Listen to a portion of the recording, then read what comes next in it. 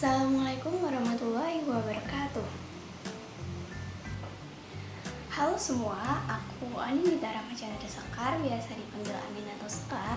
Jadi aku di sini mau jelasin tentang modul 4 yang udah aku pelajari. Oh ya, sebelumnya NIM aku 260501201301111 dan aku berasal dari kelas Oceanografi A 2020 Fakultas Perikanan dan Ilmu Kelautan Universitas Diponegoro. Oke, langsung aja kita mulai modul 4.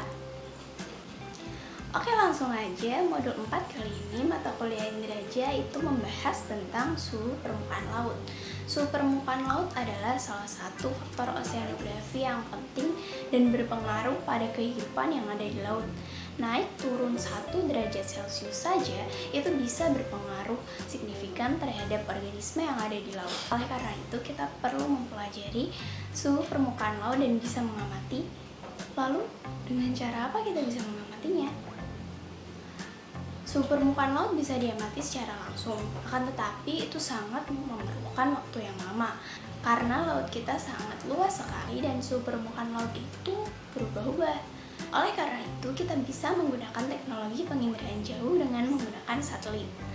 Satelit yang kita gunakan adalah satelit dari Citra Aquamodis. Aquamodis itu apa sih? Aquamodis berasal dari kata aqua, yaitu nama satelit itu sendiri, yaitu satelit aqua, dan modis yaitu nama sensornya. Sensor itu diletakkan di wahana yang berupa satelit, kemudian bisa merekam dengan jarak yang sangat jauh dari permukaan bumi. MODIS adalah singkatan dari Moderate Resolution Imaging Spectrophotometer, yaitu salah satu sensor yang ada di satelit aqua atau Terra. Satelit aqua atau Terra itu sendiri memiliki perbedaan, yaitu pada arah perekamannya. Kalau satelit aqua direkam dari kiri ke kanan, kalau satelit Terra direkam dari kanan ke kiri.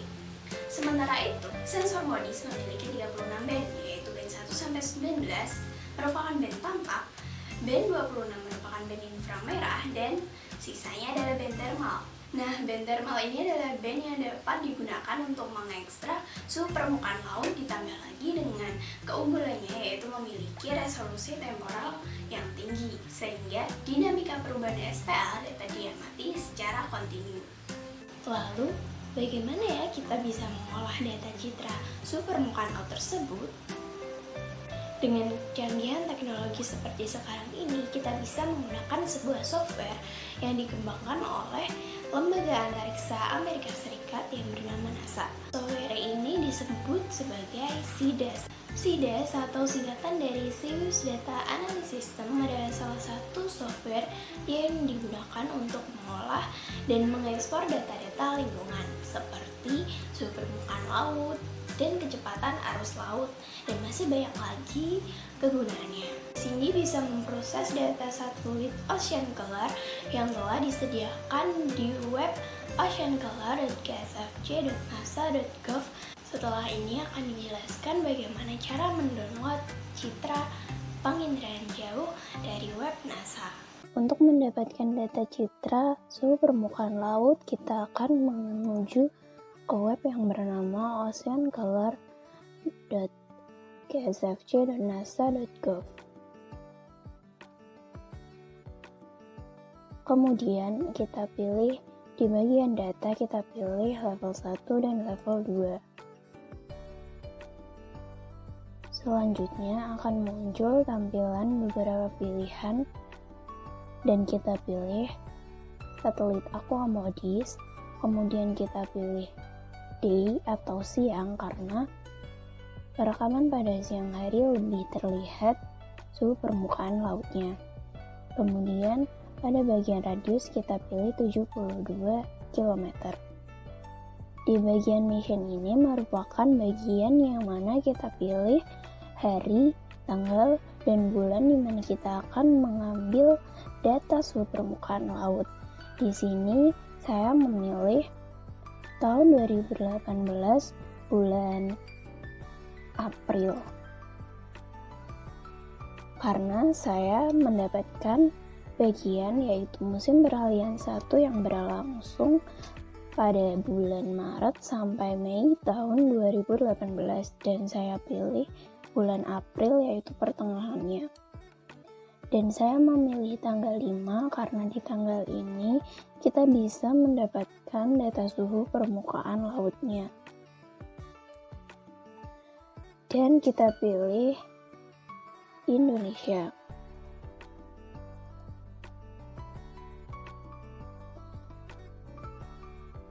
Lalu kita pilih salah satu dan kita klik untuk bisa mendownload data citranya. Nah, dalam Sidas itu sendiri memiliki beberapa tools yang bisa digunakan untuk memproses data citra.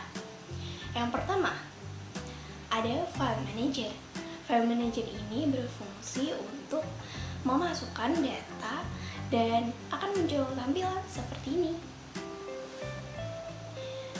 Dan di bagian raster ada informasi berupa SST atau Sea Surface Temperature hingga latitude yang bisa digunakan untuk proses pengolahan data citra itu sendiri. Dan jika diklik, SST-nya akan muncul tampilan seperti ini.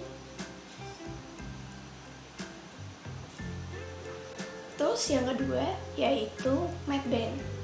Mapband ini ada di bar raster di bagian atas dan berfungsi untuk mengoreksi nilai awan. Kenapa nilai awan harus dikoreksi? Jadi teman-teman, kalau data citra yang kita dapatkan masih banyak awannya, berarti itu perlu dikoreksi lebih lanjut. Hal ini karena hamburan dari awan dapat mengubah nilai piksel itu sendiri sehingga tidak sesuai dengan keadaan sebenarnya dan harus disesuaikan dengan metode koreksi tersebut. Koreksi ini menggunakan rumus yang telah ditetapkan, yaitu dan selanjutnya akan diperoleh hasil seperti ini. Hasil di mana hamburan awan sudah tidak terlihat dan tidak mempengaruhi nilai piksel lagi. Terus yang ketiga yaitu ada crop. Crop ini berfungsi untuk proses cropping, yaitu proses pemotongan bagian-bagian tertentu agar kita bisa mendapatkannya dan bisa menampilkannya secara lebih detail. Terus yang keempat yaitu ada reproject. Reproject ini digunakan untuk mengubah projection ke UTM WGS 84.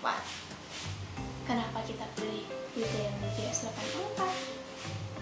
Jadi, UTM WGS 84 adalah suatu sistem koordinat yang dikembangkan oleh Amerika Serikat yang mana WGS 84 itu sendiri kini telah menjadi model yang mendasari bumi dalam sistem koordinat UTM tersebut. Terus selanjutnya yaitu ada Color Manager. Color Manager ini berfungsi untuk mengubah warna yang ada di citra untuk bisa diamati lebih baik dan bisa menampilkan data citra suhu permukaan laut dengan lebih jelas, sehingga tampilannya setelah menggunakan tools Color Manager seperti ini. Hasil citra yang telah diolah menunjukkan adanya dominansi warna merah kekuning-kuningan atau orange yang diketahui merupakan representasi dari daerah yang suhunya lebih tinggi dibandingkan daerah yang berwarna biru atau hijau. Nah, jadi itu tadi tools yang bisa kita gunakan dalam memproses data citra suhu permukaan laut menggunakan software Sidas. Jadi bisa kita simpulkan ya teman-teman, kalau Sidas itu benar-benar bermanfaat banget, utamanya dalam memproses data-data lingkungan yang bisa bermanfaat untuk kedepannya. Oke, mungkin sekian yang bisa aku sampaikan dari modul 4 kali ini. Kurang lebihnya mohon maaf. Wassalamualaikum warahmatullahi wabarakatuh.